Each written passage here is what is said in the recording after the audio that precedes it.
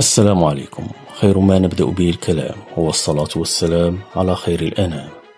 من بعد الدلاح جات النوبة على السويلة، الفاكهة اللي كيسحاب ليك أنها قمة الانتعاش في الصيف.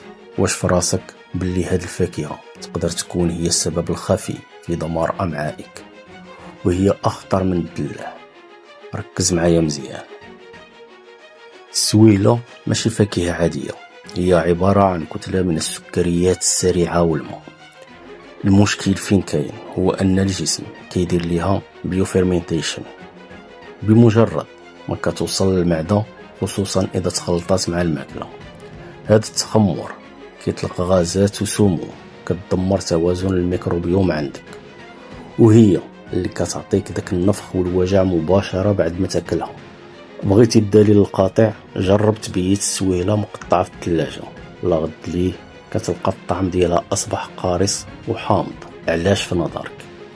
حيت بمجرد ما كتقاس بالاكسجين كتولي بيئه خصبه لسموم فطريه مجهريه. هاد السموم ما كتشافش بالعين، ولكن هي اللي تدير الروينه في الجهاز الهضمي وكتسبب لك الاسهال المفاجئ.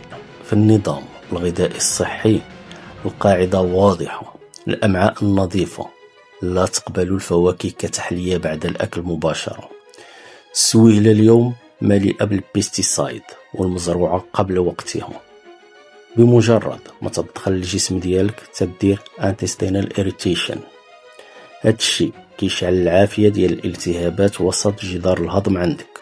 وأما حالات السموم اللي كنشوفو كل صيف ما هي إلا رد فعل دفاعي عنيف من الجسم، حيث الأمعاء كتقرر تخلص من هذيك القنبلة السكرية المتخمرة بأي ثمن، وهي اللي تدير لك الإسهال والرضا لإنقاذ حياتك من السموم الكيماوية.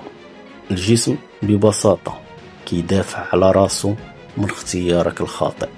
الصحة هي تاج فوق رؤوس الأصحاء، والوعي هو أول خطوة للتشافي. راه بزاف كياكلوا السم كيسحب ليهم دواء. نشوفكم في فيديو جديد.